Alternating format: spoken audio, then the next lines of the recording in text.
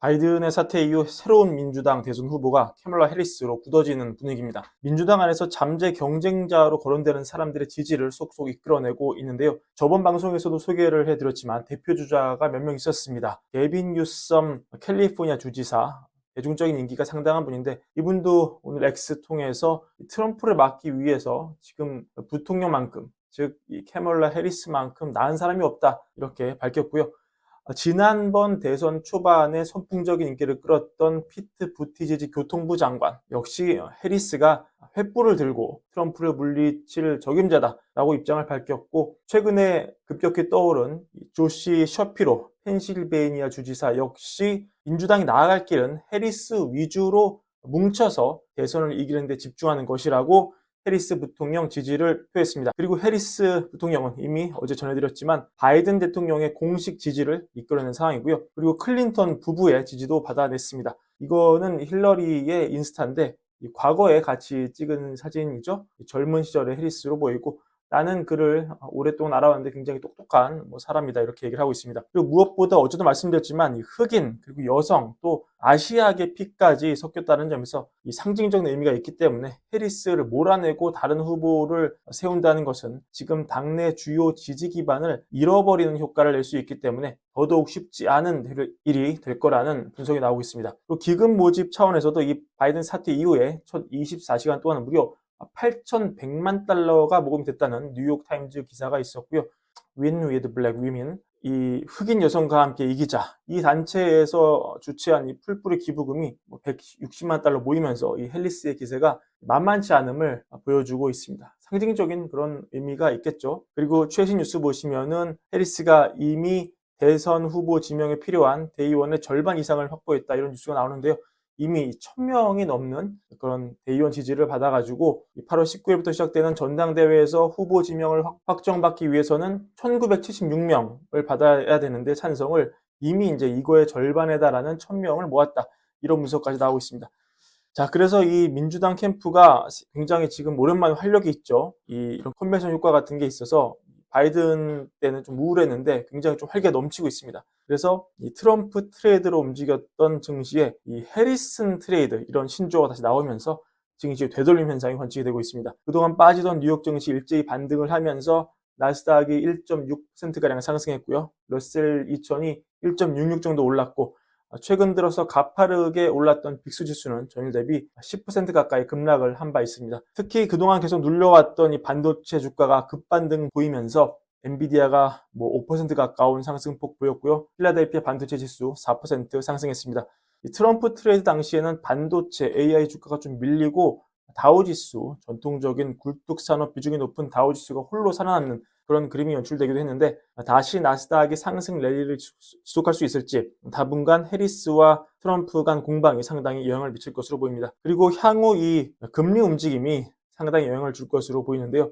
올 초에 골드만삭스 리서치가 내놓은 자료에 따르면 러셀 2000 지수의 부채 중 30%가 변동금리인데 S&P 500을 보니까 6%밖에 안 된다. 그러니까 금리 인하 시나리오가 가시화될수록 확실히 러셀 2000은 더 갈 여지가 있다. 이렇게 볼 여지가 충분하기 때문에.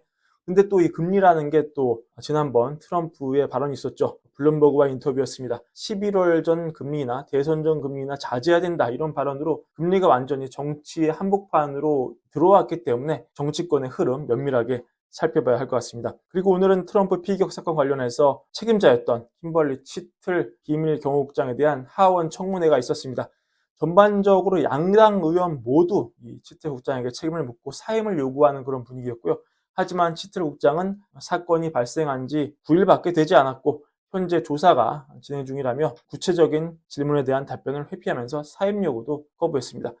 그가 한 발언 요약해보면 이렇습니다. 위협 인식 부족했다. 트럼프 전 대통령이 무대에 오르기 전에 경호팀이 실제 위협이 있다는 정보를, 구체적인 정보를 전달받지 못했다고 언급했습니다. 만약에 경호팀이 실제적인 위협이 있다는 정보를 받았다면 트럼프 전 대통령을 무대에 내보내지 않았을 것이라고 말을 했습니다. 초기 대응 미흡과 관련해서 이런 대응에 미흡이 있었다는 것을 인정을 하지만 이 관련해서는 총격범 크룩스가 의심스러운 행동을 보였다는 초기 보고서는 있었지만 이게 역시 즉각적인 위협으로 간주되지 않았다고 설명을 했고요. 너무나 당연하게도 재발 방지 노력을 하겠다고 약속을 했습니다. 이거는 뭐 하나마나일 것 같고요. 결정적인 자원 요청의 문제, 비밀경호국이 트럼프의 경호 자원 추가 요청을 거부한 사실 이날 또 밝혀졌습니다. 이게 뭐냐면 사실 총격 사건 이후에 비밀경호국이 트럼프가 지속적으로 이 추가 인력과 자원을 요청했는데 거절한 바가 우리는 없다 이렇게 얘기를 했는데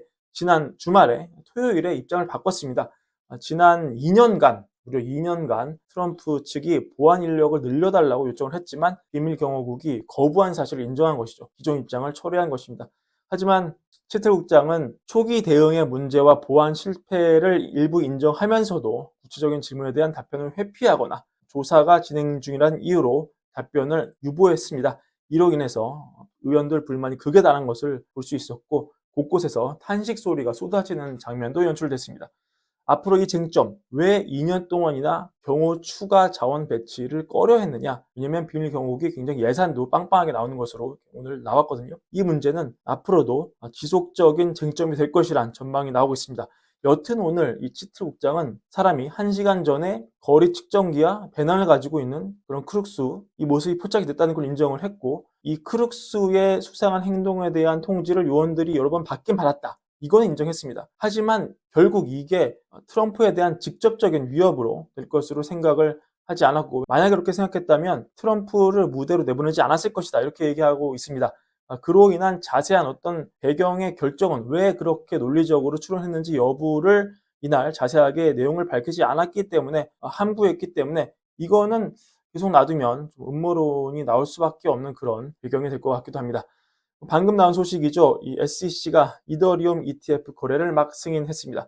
비트코인 ETF가 나온 지 꼭 6개월 만입니다. 23일부터 거래 시작될 것으로 보입니다. 자, 오늘 준비한 브랜비의 영상 여기까지고요. 월걸부 구독과 좋아요, 많은 사랑도 함께 부탁드립니다. 감사합니다.